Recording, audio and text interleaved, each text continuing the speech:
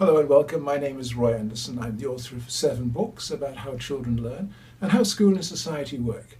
Today, I'd like to talk to you about how the child in school really learns by understanding their mind as a complex jigsaw puzzle. So, what is the teacher or the parent really doing when they try to teach a child something? Well, very simply, they're trying to help the child to want to put a jigsaw puzzle together in their mind. And so, for example, when the teacher walks into the classroom, the mind of each student will be a mass of disconnected and distractive parts. Parts will be thinking about who the child misses, those they don't understand and those they want to avoid. The problem for the teacher is to bring all these different minds into a calm unison so each can understand what they're about to learn and why they're going to learn this. If the teacher does not very clearly describe these two vital components of what they are going to teach and why they're going to do it, as many do not, and if they do not clearly explain the objectives and goals of the lesson, the students will vary more in how quickly they can pull in relevant parts from their memory to understand what is going on. Some of these memory parts will be very clear to each student.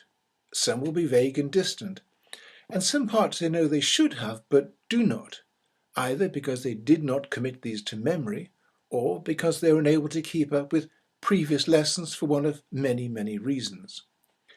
As each student struggles to match some new part of the lesson the teacher is explaining, they have to match this part with a part in their old memory or with a part in the new memory that began with this lesson to understand what is happening.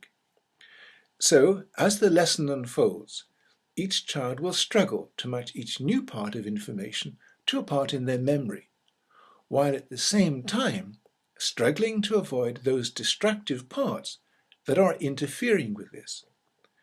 By how well the student was prepared for this lesson, by how secure and happy they feel in the class environment, and by the opportunities they have to interrupt the lesson and so fine-tune their own understanding to what is happening, will largely decide how they're able to complete the jigsaw.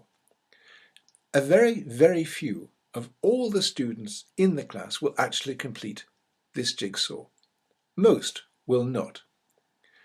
To help teachers to help more of their students to complete their jigsaw and so understand more of their learning, I designed a new method of teaching. I call this the Andersen Attitude Method of Teaching, and you can find out more about this in the 5th book I've written called Preparing a New World Education.